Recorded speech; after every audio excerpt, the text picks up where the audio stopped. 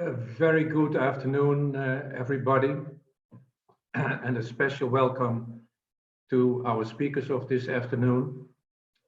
The webinar is entitled What Science Says About Species-Rich Grassland Management in Central and Eastern Europe and the Importance of Traditional Knowledge. My name is Henk Sinkstra, and I'm the chair of the Management Expert Group of Eurosite. And Eurosite is a network organization with organizations and individuals interested and engaged in protected area management. We have currently about 80 members, ranging from individual members, NGOs, ministries, and management-like organizations like the State Forest Service of the Netherlands and Natural England in the UK. Eurosite's goal is to increase competencies in conservation management, and we do that, among others, by organizing study tours, trainings, exchange visits, and webinars.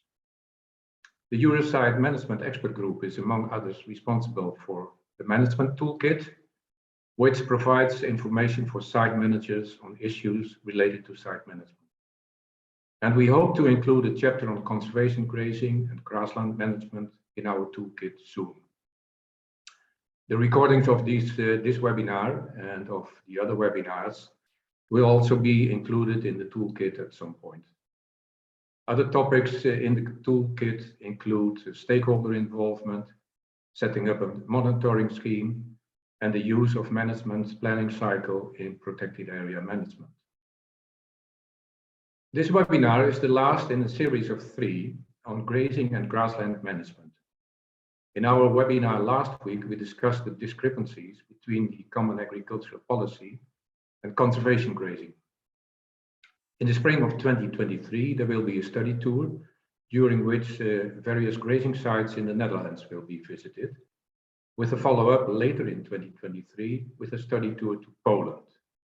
Check our website if you're interested to participate. Grassland biodiversity is lost at a rapid pace, among others because of land abandonment and the consequent loss of traditional herding, traditional meadow management, and haymaking. The species-rich secondary grasslands of Central and Eastern Europe were formed as a side product of low-intensity farming and are an example of the positive impact of humans on ecosystem biodiversity.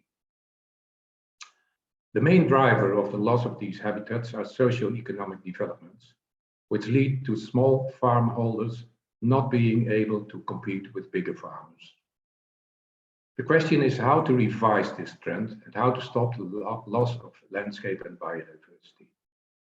Conservation grazing is one of the options, but do we have sufficient scientific knowledge to devise the right grazing and management regime?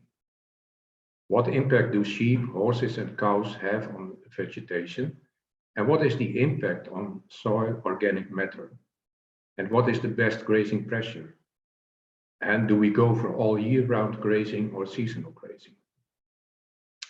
This webinar, given by 3 grassland scientists, will demonstrate, first of all, the importance of deep knowledge of local history and traditions, which led to the formation of each particular grassland, the risks associated with substituting traditional grassland management by modern varieties, and the irreplaceable role of domestic animals in grassland conservation. The presentations will highlight how collaborating with farmers and herders who still use approaches inspired by their ancestors, based on traditional ecological knowledge, not only help to avoid conflicts, but also bring new insights to animal grazing behavior. Our first speaker of this afternoon is Dr. Zsolt Molnár. Zsolt is a botanist and ethno-ecologist, and he is the founder and head of the Traditional Ecological Knowledge Research Group at the Center for Ecological Research in Hungary. He has published extensively on grassland habitats and management and on local ecological knowledge of herders and farmers in Hungary, but also in Romania, in Serbia, Mongolia, and Iran. His presentation focuses on the concepts and practices of traditional grazing and herders' ecological knowledge and their relevance to conservation. Zsolt, the floor is yours. Thank you very much, Henk.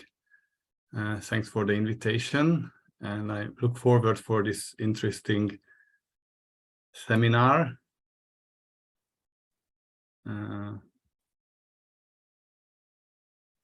Can you see my slide? And can you hear me well? We see your slide and we hear you well. Yeah, thank you very much. So when you are traveling in many landscapes in Europe, especially in Southern and Eastern Europe, you often see herders next to the sheep flock or cattle herd. The question is what a knowledgeable herder is doing in such a situation. They usually stand, walk, or sit. So what they do, what I learned from herders in the last 15 years, I'm working with them for more than 10 years, co-producing knowledge with them on grassland management and grassland dynamics. So what they do, they want to modify the behavior of the livestock. In the upper picture, Lotzi is decreasing selectivity of grazing. So the sheep doesn't only pick what they like, but they eat more homogeneously in the grasslands. And in the picture on the in the bottom, he's monitoring his flock because he knows every sheep individually, because all sheep has a personality, and then he monitors the behavior of the sheep and adjusts herding practices accordingly. What they say that it does matter who leans on the stick, because when they are leaning on the stick, they are monitoring and they are learning from the livestock, because the livestock shows what they like and what they don't. So many herders in Hungary, but also in Serbia, in Mongolia, and also in Kenya, say that I see the grass through the mouths of my animals. So how they learn about vegetation is a bit different how we botanists or conservationists learn. And for an ecologist, I can tell you that I actually didn't know what knowledge these people have on those grasslands where I did my vegetation ecological fieldwork and prepared management plans for the local national parks. When you are speaking about diversity on a pasture, you will meet several types of diversities. We often speak about habitat diversity at the landscape level. We speak about species diversity. Increasingly, we speak about trait diversity, functional diversity in a grassland. But if it's a pasture and if it's managed for conservation or for livelihood by herding, then you have a cattle diversity, because all cattle is different. They have different learning experience in their life. They have different preferences, what they like to feed on and what not. There's a herd diversity. In a bigger area, you can have 5-10 different herds, and they have also a social experience. They know certain pastures. So there's a huge diversity how they behave on the pastures. And there's a herder diversity, because herders are also different in skills, in personality, and in the affection to livestock. What a herder really does was first documented in science by Michel Murray in southern France. Actually, he learned it from southern French herders, that they are preparing a daily menu for their livestock, because the sheep or the cattle eats more and higher quality forages if a herder is directing the grazing. This was also found in Hungary and also in Africa. There are studies. You can imagine a child Sunday morning at 11 o'clock, she or he wants to eat chocolate, but the parents say that don't eat chocolate now because you will not eat the lunch afterwards. So this is the same with sheep and cattle. that planned grazing is more effective to fatten the animals and to have healthy animals. And the herders say that you have to know the grass, you have to know your pasture if you want to herd them well. So as a botanist, I started to think how I learned about different grasses and sedges and dicots. And we do certain surveys, quadrats, biomass, photosynthetic activity, whatsoever. But what the conservationists know about and how they learn about these species, they are more interested in the management issues, how many rare protected species are associated with these grasses, and how best to control these areas for biodiversity, manage for biodiversity. I was very much interested in what the herder knows about these grasses and how he develops this knowledge. I will speak about it a bit later. But working with herders, I realized that cattle and sheep also has a very deep knowledge on species. I will show you that the cattle knows at least 100 species in a pasture which has 250 species. They can distinguish the species. So I started to learn from herders, and I started to learn from cattle and sheep during my research. I am working with diverse groups of local knowledge holders, young and old, women and men, specialists or generalists, herders or farmers in different landscapes. The method we use in our research is, of course, botanical surveys. We have direct observations of the animal behavior. We ask herders to explain livestock behavior and habitat management. And we also bring scientific statements to the herders and ask them to show what they know about these statements. Let them be statements from Africa or from the ethnographic literature of the 18th century, but they enrich our understanding regarding these statements, what we found in other sources. And because they are highly knowledgeable, we co-produce knowledge and we co-publish papers. So they are co-authors of these papers.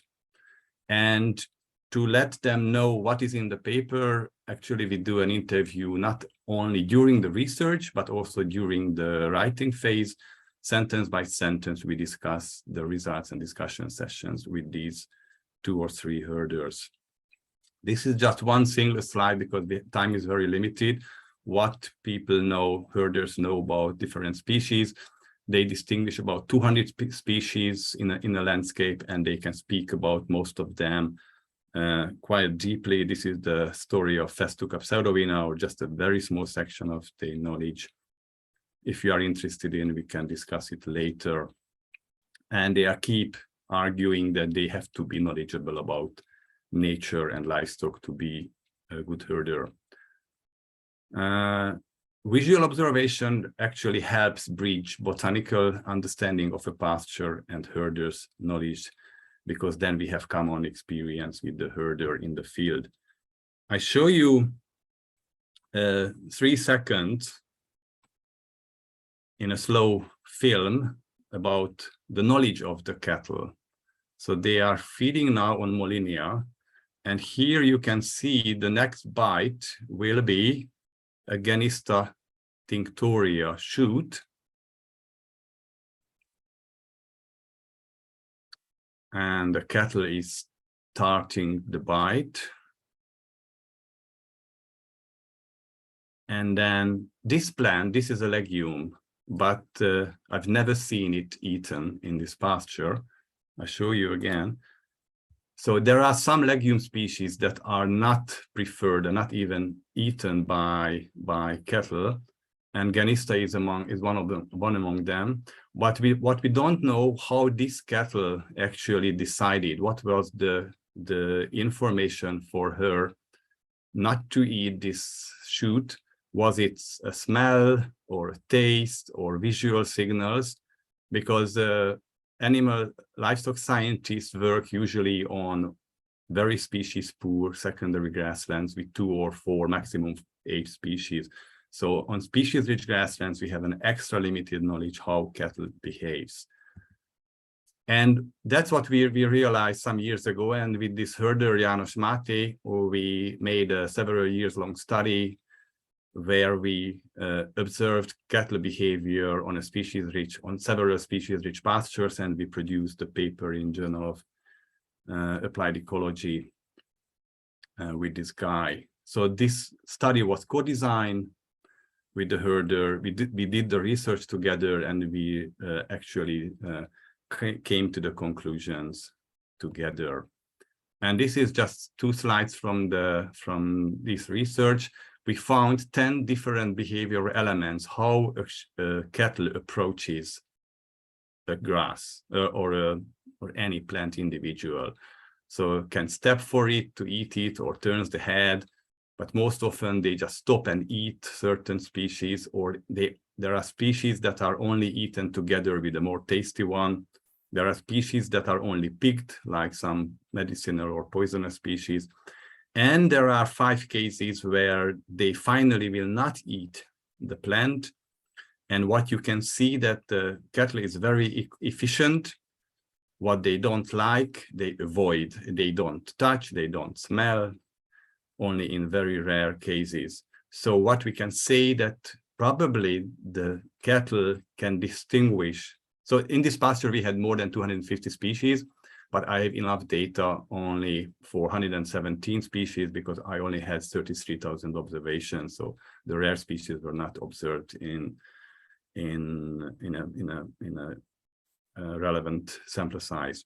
So the cattle is very efficient.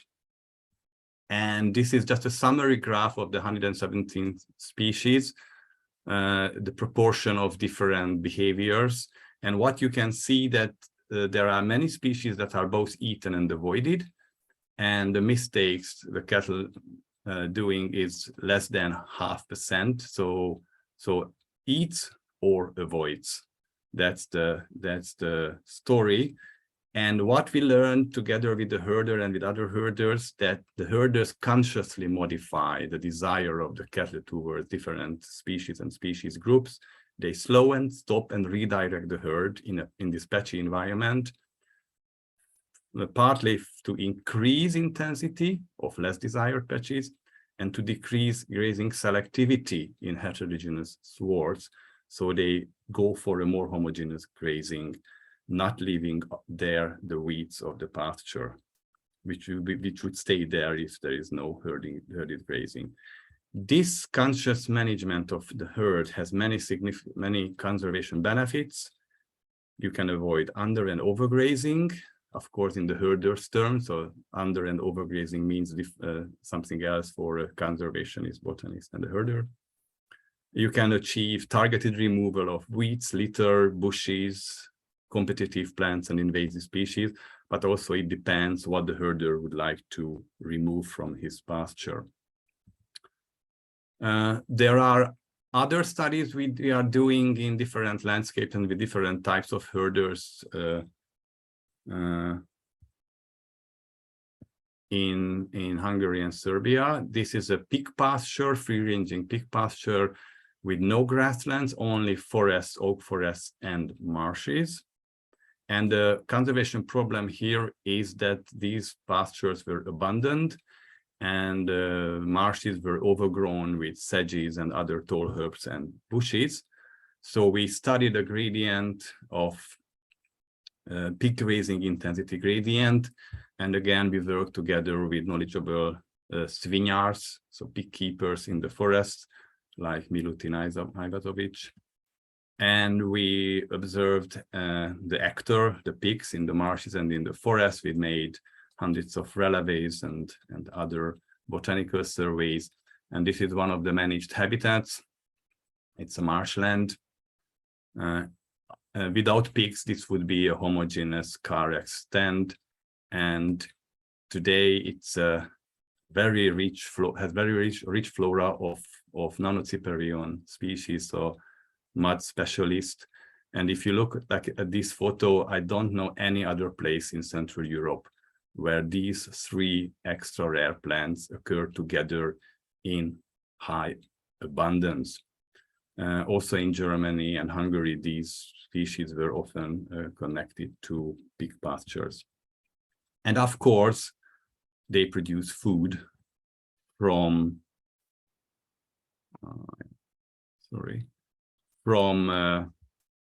from acorn, from grasses, from roots and earthworms and other species of these habitats. So if you step a bit back and look at all the herders in the world, we made a review on the interactions of the forage plants, the livestock, and the herder in diverse communities in Asia, Africa, Europe, and America. And we were looking for universal principles of their knowledge, and we found 10. I will list these 10 universal general principles, how herders, livestock, and forage plants interact.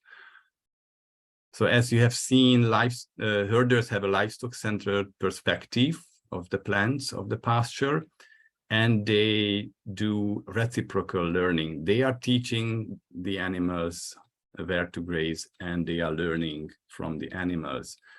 They have a very conscious monitoring of the forage availability, both quantity and quality, and they predict, because they need these predictions for planning the year-round grazing cycle. They do targeted grazing of medicinal and good nutritional plants to improve fattening and livestock health. Herders have an inner need of responsibility, that they want to decide where and for how long the animals graze on. But sometimes they let the livestock decide. But 80% or 90% of the time, the herd is grazing where the herder wants them to graze. At the landscape level, they use different types of grasslands and other pastures utilize them by different livestock types like pigs, cattle, sheep, goat, horses. Herders also want to make use of all plant resources available in the landscape, but they do it by monitoring the relative and changing palatabilities of these species. So they go to a certain area when there is time for that area to be grazed. So they do a proper timing of grazing certain areas, and they have a well-planned strategy where to move, in which season, under what weather conditions, in the pasture or in the surrounding. But they all do this by focusing on the context-specific issues. So when you ask a herder whether the animals will eat this and this plant, they always answer, it always depends on, and it depends on the season, the weather, the mood of the animals, the availability of other forages on the grasslands, and the health condition of the animals, and so on, and so on. So these are the main principles, what we expect in any other herding situation in Europe or other parts of the world. And my final slide is about two publications. One, we published a paper on the methodology, how an ecologist or a conservationist can work together with traditional knowledge holders, because I was one of the coordinating lead author of the IBES global assessment, and I recognize that there's a frustration from conservationists and ecologists because they don't have the best practices how to work together with somebody whose knowledge is not a scientific knowledge, but whose knowledge is a knowledge that belongs to another knowledge system, the so-called traditional knowledge system. So in this paper, we provided some methodological experiences from the literature and from our research. And we also made a film, which is available with English voice, with this herder, about one afternoon on the pasture, and Latsi is speaking why he's standing there, why he's moving the flock, to which pasture and what objectives he has with these movements on his pasture. It is freely available on the net. Thank you very much for your attention. Thank you very much, Sol. It's very interesting to hear your story and your experiences with the herders. But I think we do the discussion after we have had 3 presentations. But there's a very simple question, from Bill Grazing, and he is asking, we can answer that now, whether Festuca pseudovina is closely related to Festuca ovina, which we have in the UK. So from what perspective? I have very limited knowledge about Festuca ovina. It is regarded not as a very good plant. I've never met a herder who is utilizing Festuca ovina on his pasture, and I've never read, let's say, at least 1-page long scientific study on the ethnobiology of Festuca ovina, but I would be interested whether it is a nutritious plant and how is it compared to other forage plants on those pastures. It's much better than nardus, which is available usually on these pastures. I think it's less nutritious, maybe more nutritious than an Agrostis canina or other similar Agrostis species on these English pastures. But we have to work with herders to have really the local understanding, the herders' understanding of Festuca ovina. I know that Festuca rupicola and pseudovina has similar characteristics. And I know that Festuca vaginata is totally different. It's a winter forage because in summer it breaks easily. So herders avoid these areas in the summer and graze on it in winter, because in warm winter it resprouts and it produces a very soft and nutritious grass. So there are big differences between Festuca species in Hungary. Okay, thank you very much. There's a lot of questions popping up from your presentation about herders and how it works in the countries you have been studying. So I hope we come back on that after we have had the other 2 presentations. So next we go to Monika Janisova, and she's a vegetation ecologist from Slovakia, interested in biogeography and endemism, as well in population biology and conservation of rare plants. Her current research focuses on grasslands in the Romanian part of the Carpathians, their classification, their biodiversity, succession, management and conservation, as well as also traditional knowledge and biocultural heritage and sustainable agriculture. So, Monika, the floor is yours.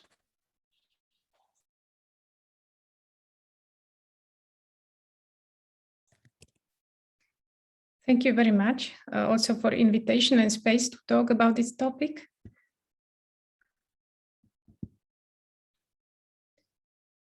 And now I share my screen. Please tell me whether you can see it. Yes, it's visible. Okay. In my lecture, I would like to show you some examples, some masterpieces, which we inherited from our ancestors. And these are species-rich semi-natural grasslands. They are products of low-intensity grassland management, which is applied for centuries. And they can be maintained only if the same type of management is applied also in the future. But this can be sometimes a problem. We know that not all of us, these types of grasslands fit into our current European visions. And my task today is to show you that species-rich grassland still exist in Europe, especially I will talk about Central Eastern Europe. I would like to show you this, the incredible diversity of these grasslands. And also I would like to show you how these grasslands have been managed in the past, in the history, and also how they are managed nowadays. This is a patch of a typical traditional grassland, which has many owners, and each owner not only respects the traditions of their regions, but also their own family traditions. And the result is clear, a very diverse landscape and very diverse grasslands.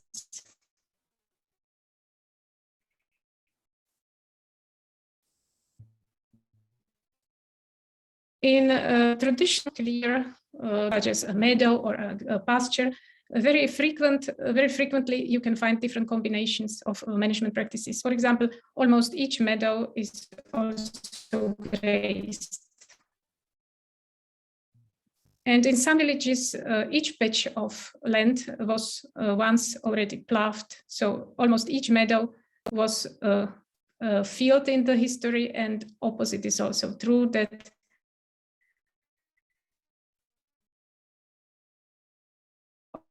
almost each field. Monica, can I interrupt you? Monica? So it's not easy to categorize subjects. I will talk about the Carpathian Mountains. Yes? Monica, yeah, you cannot hear me? The sound is a bit unclear now and then. So maybe if you switch off your camera, is that possible? Do we then still see your screen?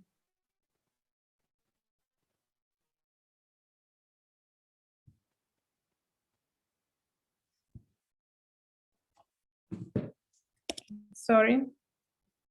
No, now we don't see you. Can you hear me now? Can you hear me now? I changed my internet connection to my mobile. I hope it will work better. I hear you clearly, but we don't see your screen now, the presentation.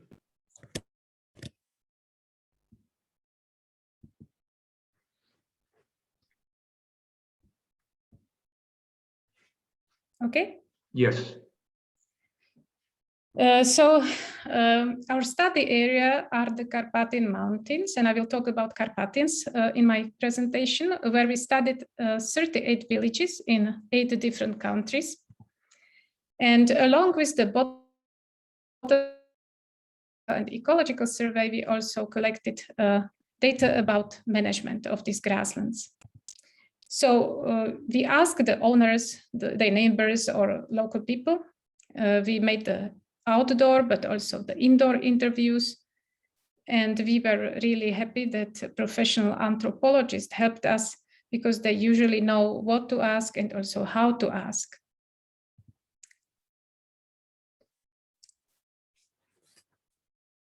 Before the agricultural intensification, the Carpathian, there existed several parallel farming systems in the Carpathian Mountains.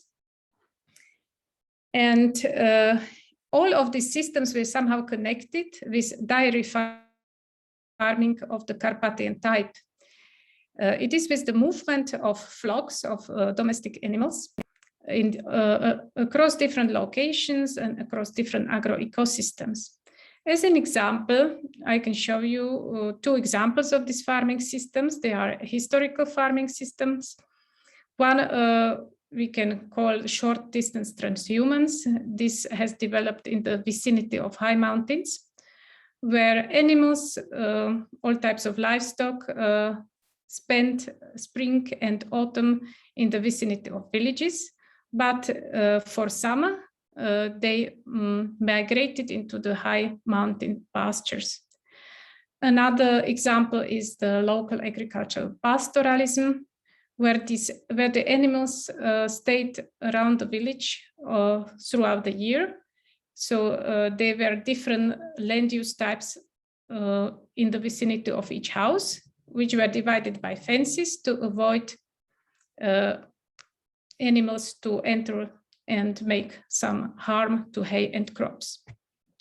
But we found out that recently these historical farming systems do not exist in the Carpathian Mountains anymore because they were strongly modified during the past periods. For example, just to mention socialistic collectivization, which occurred in all Carpathian countries except Austria in the second half of the 20th century.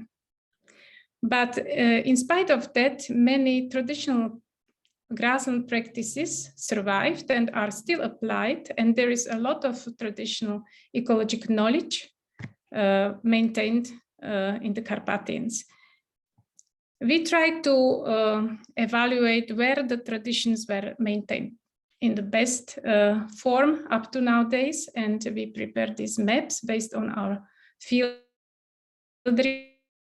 research. And this dark green color shows the living tradition, and you can see that the concentration of this living tradition is especially in the eastern part of the Carpathians, in remote areas of Ukraine and Romania, and that's why I will talk mainly about these two countries in the next slides.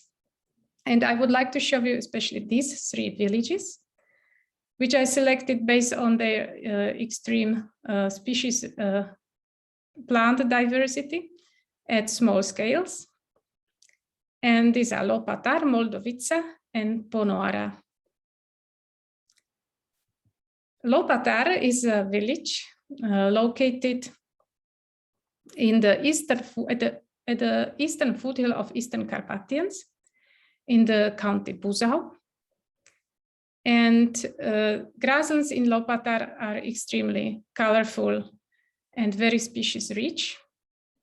Due to a specific geology, this land is built by gypsum layers.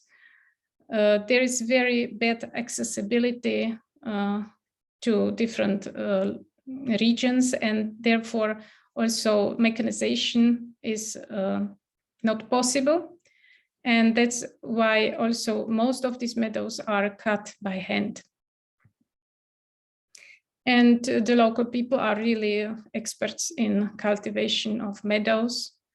And also we spent a lot of time to identify all of the species. For example, in this parcel, we found more than 90 vascular plant species in 10 square meters. Another village which I would like to show you is Moldovița. It is located in Romanian Bucovina in Suceava county. And this village was found by Hutsuls, but although the traditional farming approaches are already very much changed, they were modified during the last decades. In spite of that, the grassland vegetation of this village is also very colorful and very species rich. And in spite of that, many of these grassland patches are very young. They don't have more than 200 years. They are very, very species rich. And also the inhabitants are very enthusiastic about the family farming. And the third village is Ponoara, which is a village located in Apuseni Carpathians on a karst plateau with a high proportion of grasslands in the landscape. But this is in fact valid about all of these three villages. And grasslands of Ponoara are extremely rich in orchids. And also our richest plot for Romania, we found in this village where we counted more than 110 plant species in 100 square meters. For example, in this parcel is managed raised meadow, so it's cut twice a year. And in spring it is grazed by sheep, in autumn by cows, and again by sheep. It is regularly manured and regularly cleaned from shrubs, but also stones and litter. And now you have seen that these beautiful grasslands really exist, and we can ask, what is so special? So what is farmers, what are they doing so special that they have such beautiful grasslands? And I tried to make this scheme to show you how diverse the management of our parcels is, and also to show you some parallels which are similar for all three villages. Just to navigate you, so you can see on the left side species richness of 6 randomly selected parcels for each village. And on the right side, you can see the management practices applied. So here, for example, in these 2 columns, you can see the mowing frequency, but also the timing of mowing. And in traditional agriculture, this timing is much later than nowadays in modern grasslands, and most of these parcels are cut just in the end of July or in August. Here is the information about grazing, the type of grazer, but also the timing. S and A means whether the spring and autumn grazing, and the Y is for the whole year grazing. And in these blue letters, you can see when the spring grazing ends. So many of these meadows are grazed up to the second half of May. And really in these traditional villages, the animals are everywhere. And there are also many transitional habitats, for example, wooded meadows or grazed meadows, which are quite rare in modern landscapes. And we were quite curious about this grazing of meadows, because it's the habit which was once very widespread, but later it was almost forgotten in the Western and Central Europe. And then that's why we visited our villages also in spring. And we have seen that this spring grazing is still applied in traditional villages, and it is usually a mixed flock of sheep and goats, which spend in these, which are herded by a young boy from the family, and spend in the meadows not quite a limited time, and their effects are similar to effects of native herbivores. Then we have the information about manuring, and also about this manuring is very frequent in traditional meadows. The manure is transported to the meadows already in spring, and then it ripes during 10 months directly in the field, and next winter, before snow melt, it is spread through the meadows. And here we have information about plowing, with also approximate time when this plowing happened. And it is very common that many parcels are from time to time plowed and used for crops for several years, and then again transformed to a grassland. What is interesting, that even after a short time, these grasslands can recover, and their diversity sometimes is very surprisingly high. Then we have information about cleaning, and you can see that every piece of land is carefully cleaned from everything which hinders smooth mowing. And this cleaning is made in spring. And it includes not only removing shrubs, trees, but also leveling molehills and anthills. These anthills are sometimes even transported to the parcel margin, removing stones and litter. And in some villages, we recorded also use of hayseed in grassland regeneration. The hayseed is everything what remains at the bottom of the haystacks or of a barn. And in some villages, they use this mixture to recover degraded grasslands. And we can see some parallel features in all three villages. For example, that the species richest habitats are really grazed meadows, but grazed meadows are also the species most frequent habitats which we recorded. And also, very interesting that the manuring of grasslands by solid animal dung of local origin doesn't hinder many rare species, including orchids, to occur on these grasslands, but also ploughing is not always obstacle of occurrence of rare species in the grasslands.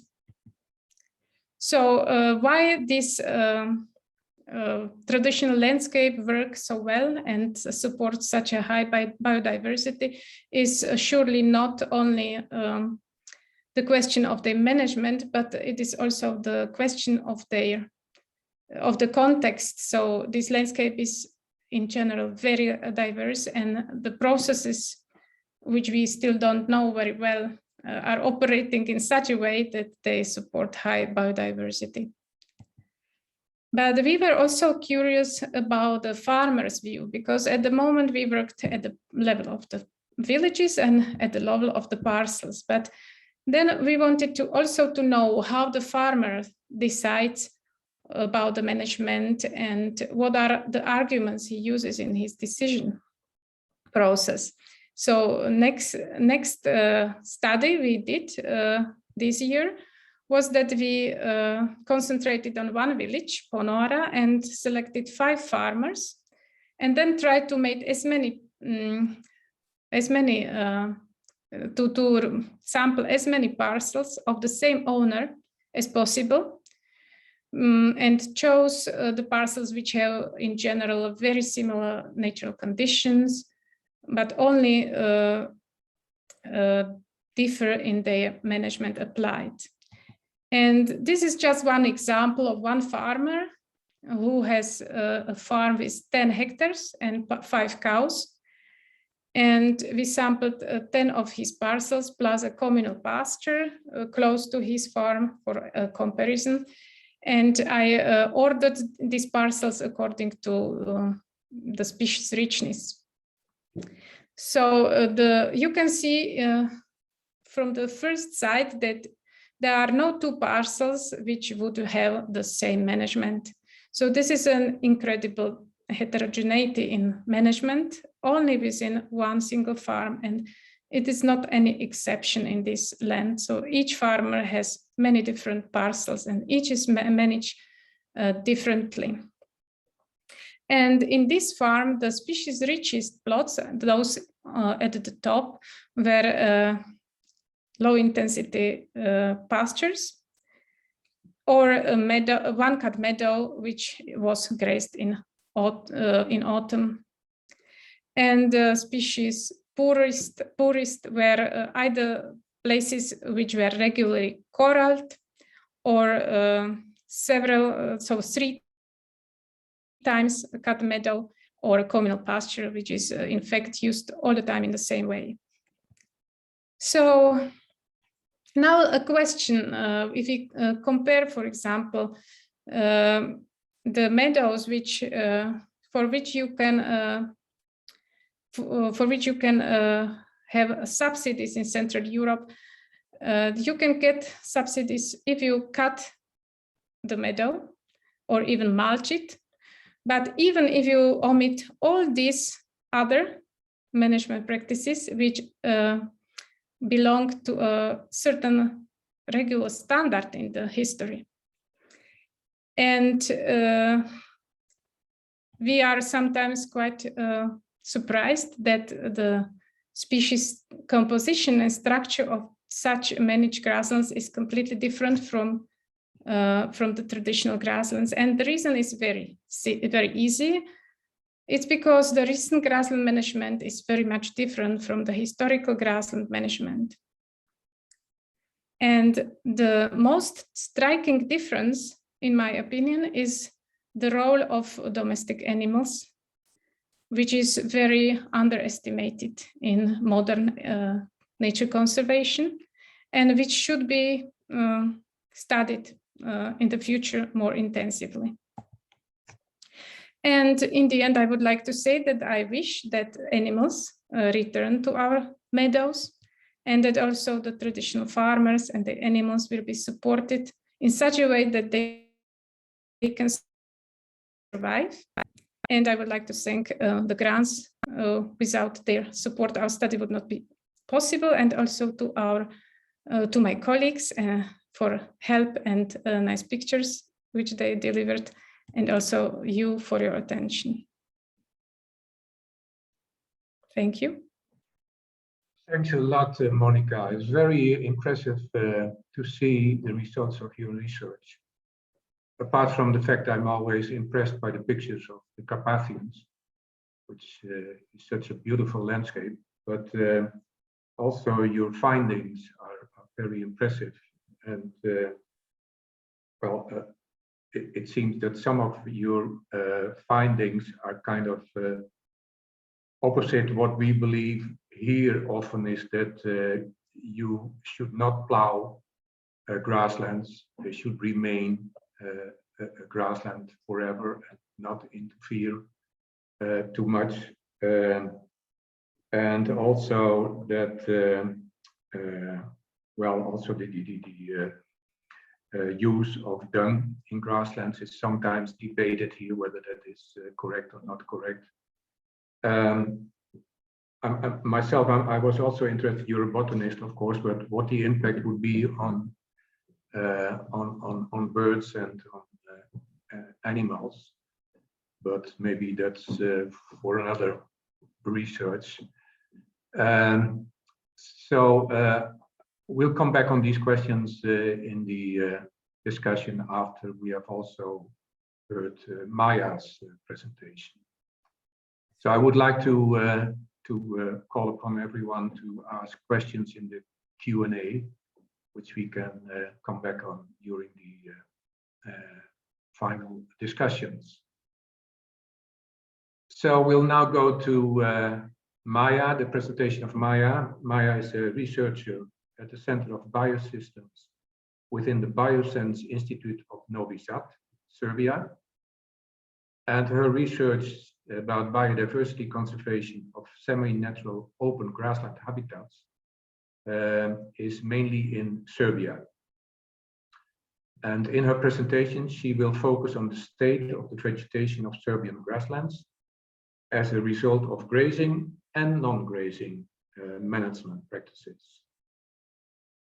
So Maya, I'll give to her. Thank you, Henk. Here, I'll just share my screen.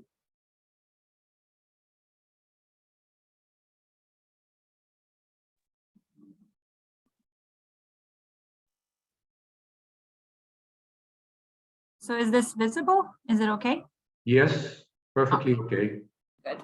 So again, thank you, Henk, and thank you, Eurosite community, for inviting me today, for allowing me to present some of the research going on at the moment in Serbia.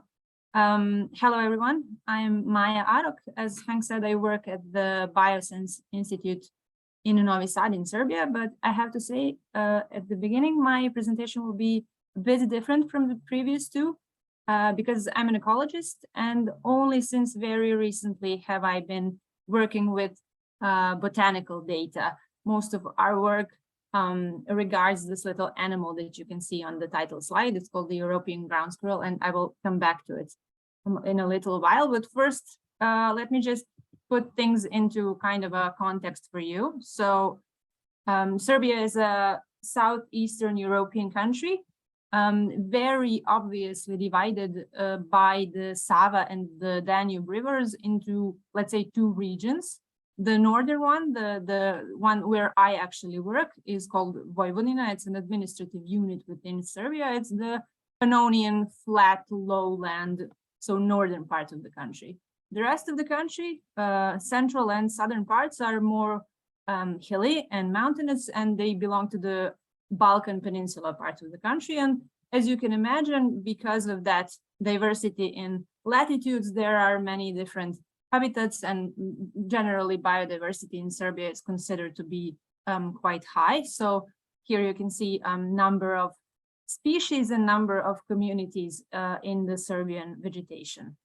Now, if we talk about grasslands, specifically similar to the rest of Europe, I believe both large-scale conversion into arable land, but also land abandonment happened to Serbian grasslands. And what is specific that the first one, so conversion to arables, happened more in Vojvodina, so in the northern part, whereas in the hilly and mountainous parts of Serbia, along with human depopulation of mostly rural areas, there had been large-scale abandonment of grasslands as one of the consequences of the depopulation. But I have to say there has also been a sort of a gain in grassland areas as a result, unfortunately, of deforestation, but it's what it is. So large areas under forests were cut, and now there are grasslands there, mostly used as pastures. And one thing that I need to say here is that because Serbia is not a part of the EU, we don't have any agri-environmental schemes or measures in place.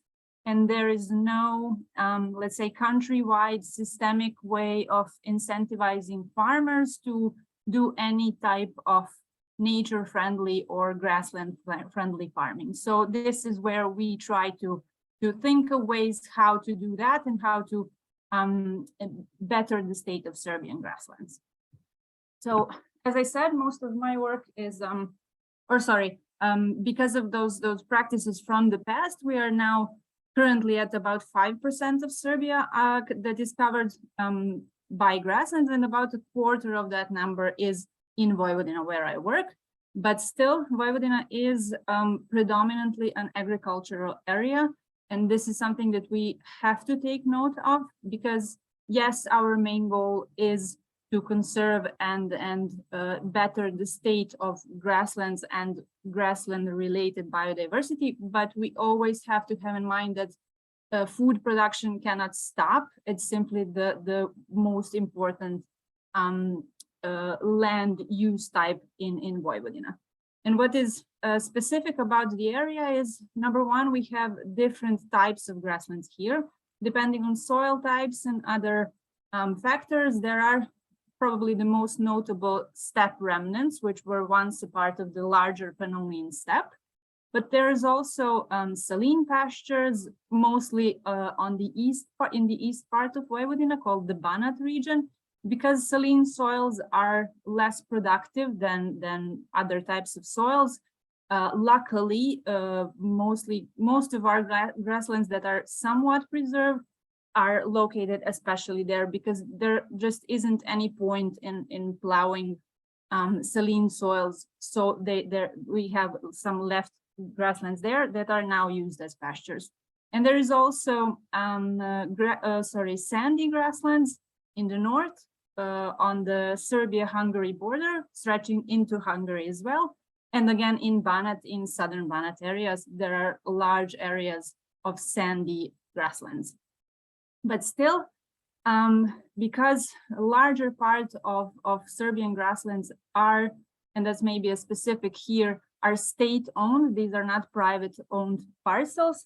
And as I said, there is no some kind of a systemic plan for grasslands. Unfortunately, it's very easy for people to illegally encroach in grasslands. It's not uncommon that we go out into the field and find a whole parcel of grassland just overplowed overnight. So yes, even now, especially in Vojvodina, we have a situation where there is a hunger for more and more arables, which unfortunately happens at the expense of grasslands. So just quickly to illustrate the situation, the picture on the left is from the 1770s, let's say, so from the Austro-Hungarian Empire. And the picture of the right is the same area now. And you can see how many arable land there is now, how many new human settlements as well, infrastructure, and so on. So in about 200 years, Vojvodina has changed dramatically, unfortunately, mostly at the expense of grasslands, as I say. And this is one of the better, let's say, areas. This is located in Banat. So I have to say most of our grasslands are located there, and there is still such, let's say, damage even there.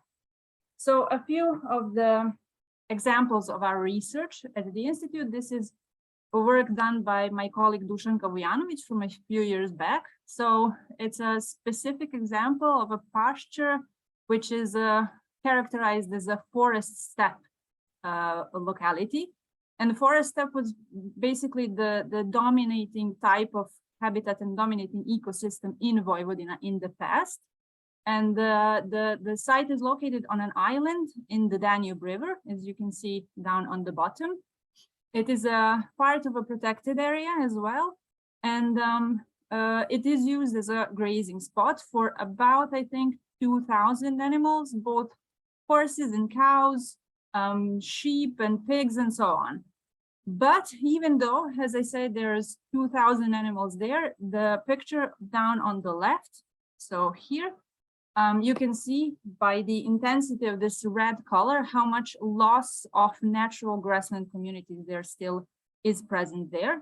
So Dušanka done just a classical botanical plot-based research and showed that the grassland communities have declined drastically in this area in the last 60, I think, or 70 years.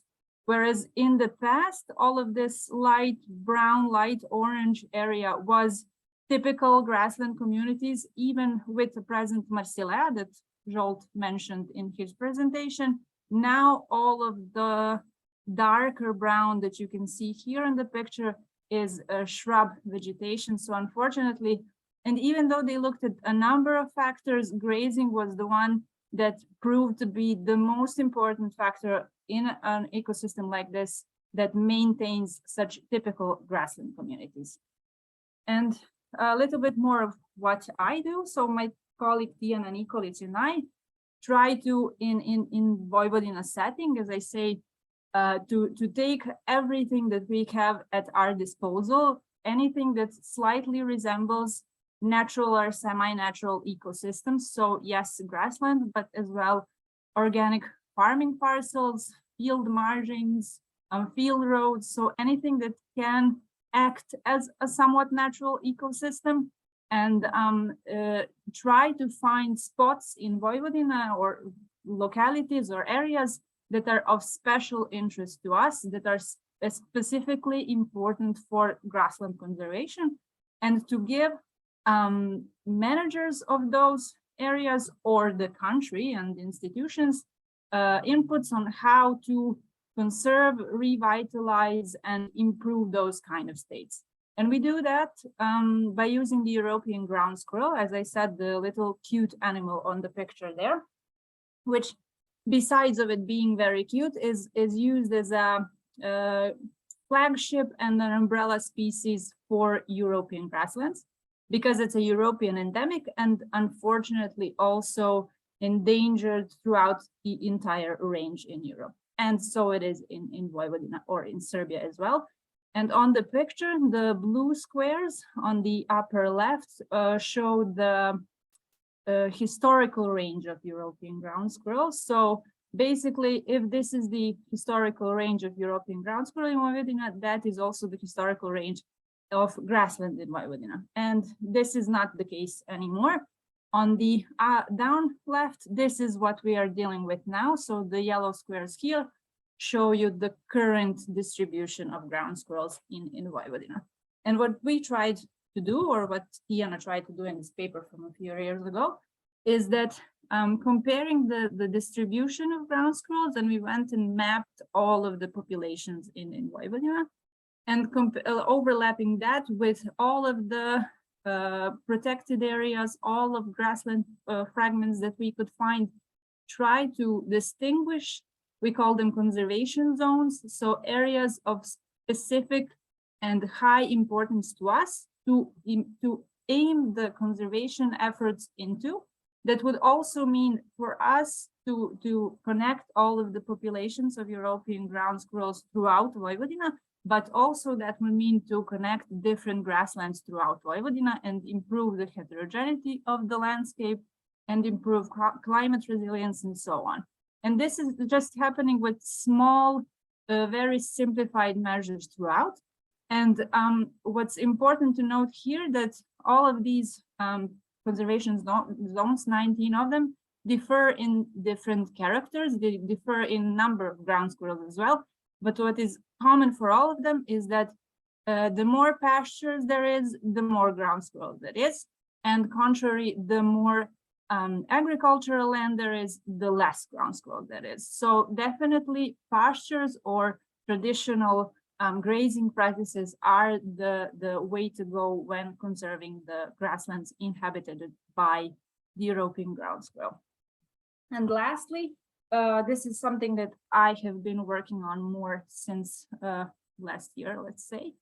This is our work that is happening right now at the Subotica Sands area. So this is a protected area, the sandy grassland on the far north of Serbia, so just outside just on the Hungarian border, and the area actually stretches into Hungary as well. We are working on a 20-hectare revitalized site. So it's an open grassland that has been bought off from private ownership. It used to be an arable land, but it's been bought and left to restore just passively for about 20 years. And we started working there last year, I think. The area is interesting for us because it's the point where there are plans to start the reintroduction process of the European ground squirrel to the area. So in order to do that, and as a way for us to try to find a way to monitor the vegetation and inform the managers of the protected area on what are the measures to take to make the grassland what we feel is of better quality. And so, but in regard to ground squirrels, so what is the distribution of plants that we know the squirrels eat and so on. So basically we started with a simple botanical study of the ground, so quadrant-based method to describe and try to define the different revitalization phases, we call them, or habitat types on the ground. And as you can see, yes, it's been 20 years, and I have to say a good percentage of the habitat is actually in the further phases of revitalization. So there are species such as stipa over there, but there still are some bare ground and fallow land that are just now starting the revitalization process. So it's definitely not over yet. And what we feel is that management should be better, because only a few years back, mowing has started to happen on the site, but we're trying to establish a good grazing regime.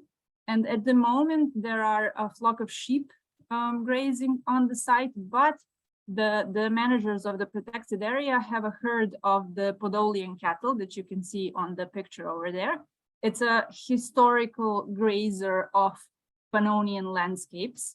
And we feel that by bringing back such an iconic animal to the site and bringing back the European ground squirrel on the site, we are taking a part into slightly recreating the historical iconic Pannonian landscape in the 21st century, because it wasn't always like that. Subotica Sand was unfairly badly treated, because there were areas of bare sand, and there's a city very close to the protected area. And so to protect the city from the sand that was blowing in the wind, the almost entire area was forested, and which is unfortunate, but unfortunate additionally because they used mostly non-native species of plants and trees. So that's why we feel it's important, and we guess that this way, but by taking the vegetation data, in taking what we know from now almost 10 years of working with ground squirrels, to have a new way to assess grasslands and give our insights to managers or whoever wants to listen on how to make them better. And thank you everyone for your attention. I'm looking forward to some questions. Thanks a lot, Maya. Mhm. Indeed, your situation is quite different from the previous two Yeah. speakers. Not only looking at the landscape, but also looking at the fact that you are not yet a member of the European Union, but preparing to become soon, and the other two and the other two countries, at least Hungary and Romania, and the other Central European countries are a member. So there's a difference in how to approach, and also in the financial support for conservation, grazing, and so on. Zsolt and Monica, maybe you can switch on the camera as well, because we have a number of questions we would like to address. I find it very interesting, and there's one question which also I was wondering, but now I see it's disappeared. But that is basically the question. Is what do you, especially Zsolt and Monica, see as the future perspectives of the traditional forms of land use, how to maintain it in the future? Because the prospects, it seems, are not very positive, looking at the economic development and the abandonment process that's ongoing. So what is your take on this? Maybe Zsolt, you can start. You have to unmute, Zsolt. Or Monica can also start. So I have different visions. So the European Union and many governments try to help these local farmers. We often call them low intensity farming, but actually it's a high attention intensity farming. So attention is intensive, not the chemical use or the use of machines. I have different scenarios for the future. One is that this industrial meat production and industrial camo meat and camo bread and other chemically based food called stuff will kill these small farmers. My other scenario is that in 5 or 10 years, this modern system in Europe will collapse. And these places will be where the knowledge of the past reaches the future. So these people will be able to adapt to more local food production when the intercontinental food transport will be minimized. So I have different options, but what I think is important to keep the knowledge of these people for the future generations, because they will need it definitely. All the forecasts speak about some sort of collapse of this intercontinental transport and food import to Europe. So I do think that we need this knowledge and these people in the not very far future. Yes, thank you, Zsolt. And Monica, because I saw on your images mostly elderly people working in the system, so that doesn't seem to be very positive. It's not perspective. After this year, my skepsis is deeper and deeper, because it was extreme drought, and I have seen what these farmers have to face during such a period. It's terrible. Very difficult life, and I already answered into the Q&A that I see the main threats, 3 main threats, and one of them is also climatic instability. But one of the reasons is that the whole systems are changing. This is a living system, so these historical farming systems are not existing. They are completely different, modified. But the third big threat is that the subsidy systems are not really well working in traditional villages. because they take these people the right or the possibility, the opportunity to decide best for the animals and for the farm. Because they have stupid regulations and everything is unified, so this heterogeneity in fact is completely destroyed. So if we can do something with this, because these subsidies usually work better in the Western Europe, where this traditional knowledge is more or less forgotten, but for people who really know best how to keep the biodiversity and these farms sustainable, we should not make so many problems with all possible administration, and it is really difficult. But to be honest, almost all these traditional farmers really live from the subsidies. So if they would not have them, the life would be even worse. Mm. Yeah, thank you. So it basically the conclusion is that somehow we need to change how to reach these traditional farmers and how to better, let's say, focus the support of the common agriculture policies of this very specific kind of food production, because it's by the end of the day still food production, and the side product is nature and biodiversity. Or should we change it and say, okay, the main product is biodiversity and the side product is food? How do you see that? This is a disrespect for the farmers, because the farmers are responsible for food production. If the richer part of the society or the more powerful part of the society ask these farmers to do something totally different and neglect the quality of the grasslands, quality of the hay, quality of the food they produce, this is simply disrespectful, and it is against even for the United Nations human rights. So the European Union is not very strong on human rights in this respect, because what Monica said, that the regulation systems, EU and national level, take the rights of these people to continue those traditions that created these grasslands. So if you want to pay them for different services, it is okay, but give them back the rights to manage these areas as they want. And when you ask a younger person, would you continue these type of traditions? And the answer is no. And then we ask why? Because it's economically not feasible. So this is the industrial food production that made these people marginal. So we have to help them to produce healthy food in the way they wish, and then add some extra income for them to survive. But this behaving disrespectful is not the way into the future. Okay, thank you. Monica, do you have something to add to that?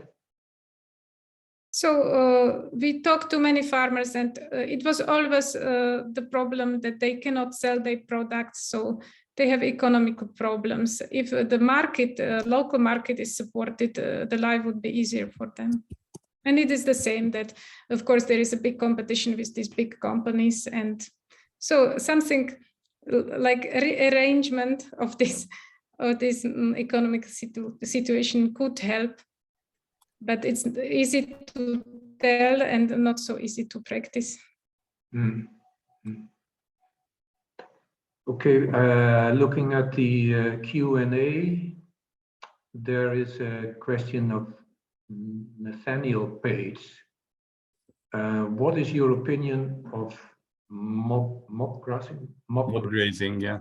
Yeah, which presumably prevents selective grazing owing to the grazing pressure it exerts, and possibly prevents normal grazing behavior. And on the other hand, it speeds up recovery of pastures. I think that's both to you, all of you, basically. So, Maya, can I give you first the floor? Honestly, I can tell you that I know the answer to this question. I'm not really working with herders. What we know and what we try to use is as Monica said, maybe modern traditions aren't the best. So we are trying to use the traditional historic grazers, especially at least where we can. So I would like to do the rest of the speakers to maybe give you a better answer. Monica? So I think it is also some kind of reinventing the wheel, this mob grazing, because this is also some kind of return to the traditions, but it should be also made carefully. I have seen several American studies which very advertise these principles, but there is not enough knowledge about it, because it's not traditional, but it's modified. But in fact, it's at least some kind of heterogenization of management. We need these combinations of different practices, and this is something which is similar to that. But in fact, I don't have any specific knowledge about this. We should be careful, but in fact, I think that any heterogenization, any diversification of management in space and time could be helpful. Yeah. So do you? Yeah, I wanted to share some of the publications, but I can't paste them into the chat. So somehow we can send them. And also Monica has some presentation that gives more details on the topic. And also from Serbia, I know very good papers from the Institute of Conservation. So somehow we could share some of the regional publications. We can do that. Yeah, we can do that. We have the list of. So we can send it and then you can share it. So back to the mob grazing. So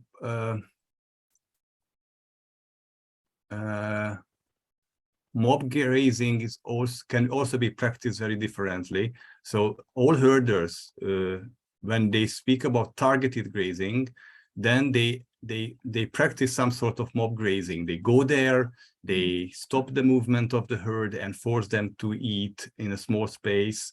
They feed, they eat up all the biomass which is on that spot, or half of it, and next day the other half. So mob grazing is part of a traditional management, but mob grazing is mostly practiced with electric fences or with some parceling of the area. So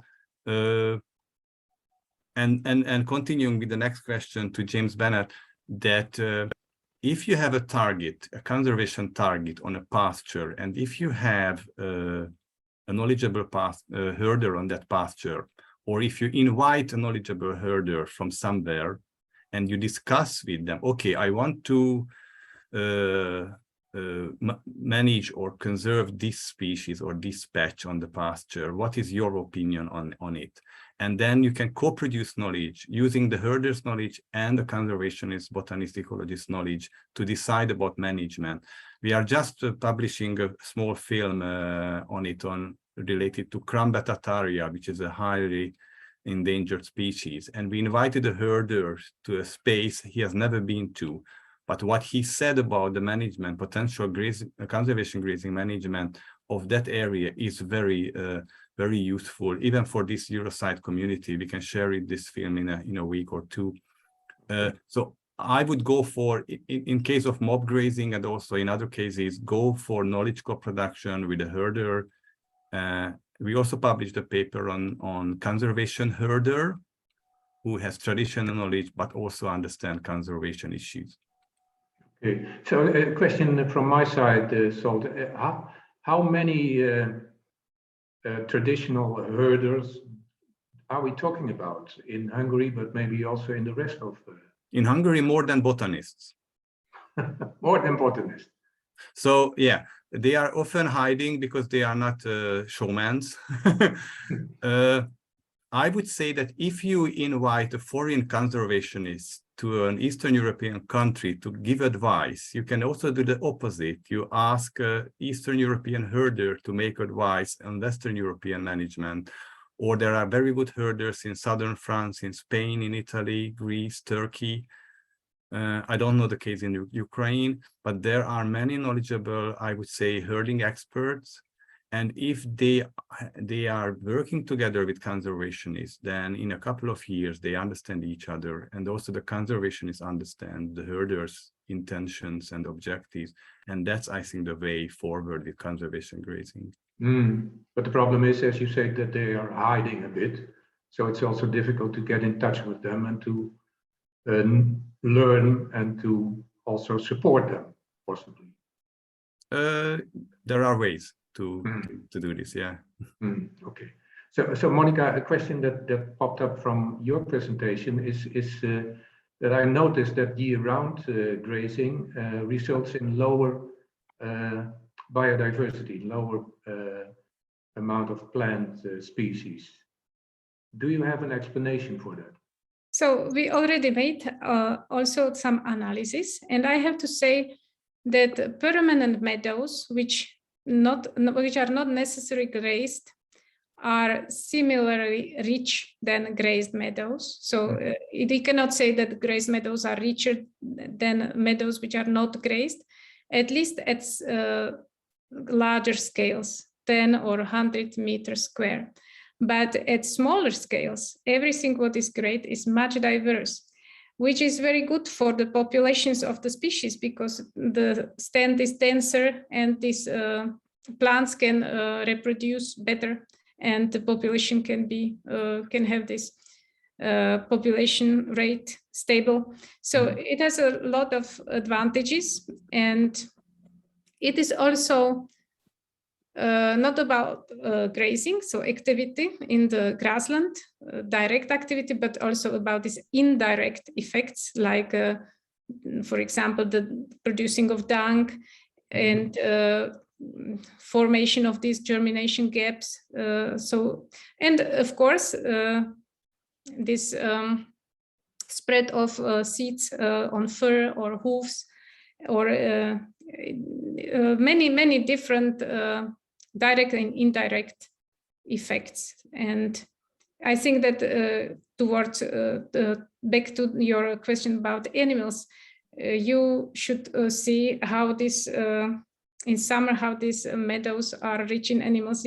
I haven't not studied it, but it's really like the local people say, it's an explosion of noises and colors. So they are definitely rich. Of course, not all species can be supported, but definitely by this spring grazing, the mowing time is postponed to later times, and this is very good for this ground nesting birds and many other animals which are quite rare. And you said that you focused on the role of domestic animals. Do you then mean traditional domestic animals, or does that not make any difference? What well, in fact, we also analyzed already the impact of grazer type, and there was not impact even a difference between cows and horses and sheep and goats. So I don't think that the race or variety has some really big difference. But of course, for the certain conditions, some breeds are more appropriate than others. Yeah. So there's a question. There was a question, but apparently already answered. I answered some questions in writing because we have limited times, but if somebody needs more explanation, I'm happy to. Yeah, what was the question you answered? Because there was one that was maybe of interest for... On invasive species, how to manage. What was your answer to that? Maybe you can... Yeah. On the pastures we are working, there are several invasive species like Solidago, Ambrosia, Asclepias, Robinia, and also native ones like Phragmites and Salix cinerea spreading invasively. All can be managed by grazing, but you need specific season and timing, and also whether it's by grazing, removal by grazing, or removal by trampling, or both, or in spring or in autumn. So all can be managed. I think almost all can be managed by grazing. Okay, but my question was maybe also to Monica, are areas where this traditional land use is being practiced susceptible to the spreading of invasive species? We did not meet many, even if, that Transylvania, for example, is quite rich in an alien species. But in these mountainous areas, which are very remote, there is minimum of species. Most of them we found at the foothill of the Carpathians, but it was nothing very terrible, nothing to solve. Yeah, yeah. So Maya, the question is, since you are working to identify the most relevant grassland habitats across Serbia, across the Vojvodina, how does that link with your steps to identify Natura 2000 sites and to do you have a link with this process of Serbia implementing the Habitats Directive?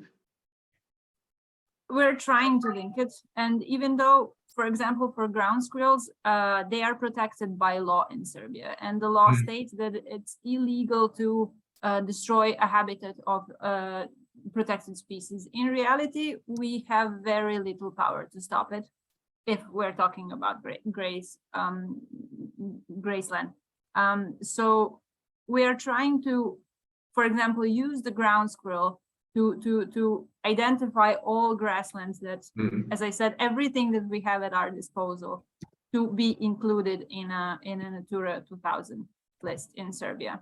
And actually, we are starting to maybe write a project about it and do it very detailedly, because we do mapping campaigns of ground squirrel habitats every 5 years. The next one is coming up in, I think, 2024 or something.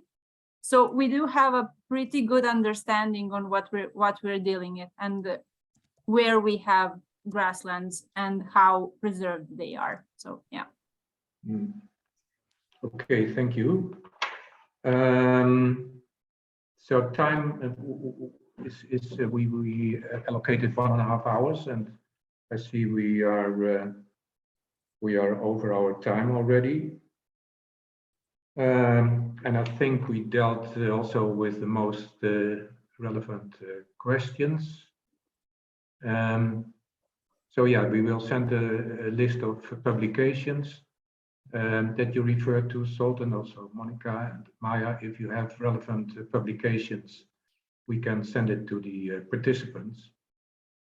So for now, I think I would like to close our webinar, but not before thanking you heartily for your presentation. There's much more to discuss, and I believe this exchange, as I said while we were starting this whole process of organizing webinars, the transfer also of knowledge and practices from Central Europe to Western Europe and the other way around, and exchange information should happen more. I mean, of course there are differences, but there are also commonalities, quite a lot. I hope we can organize this kind of webinars more and exchange information. I found it very useful, and I found it very also interesting to learn from what you are doing and your experiences. So hopefully we can come back later for more in-depth discussions about your experiences and your research. So for now, thank you very much. And also, I would like to extend my thanks to the participants of our webinar. If you have more questions about Eurosite and the Eurosite Management Planning Group, do not hesitate to contact me or to contact Eurosite. Feel free to become a member. We are now an organization of about between 80 and 100 members. Not so much from Central and Eastern Europe, so we especially would like to call upon interested people and organizations from Central and Eastern Europe to become a member of Eurosite and to strengthen our network and increase the possibilities to exchange information, knowledge and experiences on conservation and land management. So thank you very much, and hopefully we'll see each other in a different situation. Okay, bye-bye.